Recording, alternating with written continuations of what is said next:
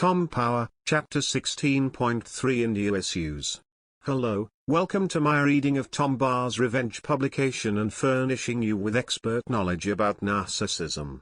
4 months after moving into Kensington Palace, Harry's wife was more confident. She calculated that any skepticism about her suitability would be mollified. She chose to ignore the officials' fear that a Californian actress with a past would not accept the severe restrictions placed on members of the royal family. This, of course, in part of her magical thinking and lack of accountability. Harry's wife's visit to India in January 2017 for World Vision illustrated the problem, spearheading a worthwhile campaign targeted at 100 million young girls compelled to stay away from school while they menstruate. She railed with heartfelt conviction in a speech against India's conservative men who denied girls sanitary pads, conditioned by discrimination. She said the girls missed school and suffered unnecessary poverty before leaving for India. Harry failed to caution Harry's wife while her campaign was acceptable for an actress, it was totally inappropriate for a potential member of the royal family to stir controversy among men in a Commonwealth country who did not believe they were oppressive. Palace officials were not silent on Harry's wife's return to London. It was explained to her by one official that she would need to accept restrictions. Now, of course, she's correct in what she speaks out about. Of course this is done from a position of wanting to believe, or rather actually believing, that she cares about these individuals, but it's again her narcissism, causing her to engage in this supposedly caring behavior. She may well also have not been fully aware of the restrictions imposed upon about speaking such a topic as Mr. Bauer notes. Harry failed to caution her. However, this did mean that on her return, she was faced with a bit of a ticking off from the relevant palace official and explained that she would need to accept the restrictions. Returning to the publication, Harry's wife smiled and rejected any advice perceived as a threat to control, that she nullifies it by ignoring it. She had decided that she did not want to become a muted royal sense of entitlement. Now, there'll be some people who will say, well, she shouldn't be a muted royal. She should be able to speak out, and while such of you might have some sympathy, bear in mind that this was not the way that things were done, that this was convention protocol.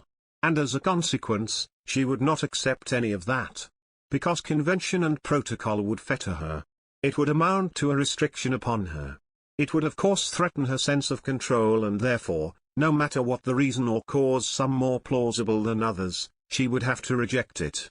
Returning to the publication, her 2 visits to Rwanda and one to India would continue to be cited as evidence of her being heavily involved in philanthropy, IQ and advocacy work. 3 trips nearly 1 year after the couple had first met, Harry's wife decided she should be appropriately introduced to the public. The prince agreed a photo would be contrived at a polo match. On 6 May, Harry's wife stood with Mark Dyer, now the owner of the Sands Inn pub in Fulham, and his American wife, Amanda Klein, watching Harry play in Ascot. After the game ended, photographers were given the right angle to record the couple kissing. 5 weeks later, American magazines published photographs of Harry's wife looking decidedly sultry to promote Suits, considering her new life and the need to refresh the series, Care and Caution. The writer of Suits planned to write Harry's wife out of the series. At the end of the 2017 season, the news for Harry's wife from her agent, Nick Collins, was not encouraging. No film producer was offering her any major roles, and no serious Hollywood director spoke about featuring Harry's wife in his movie or new TV series.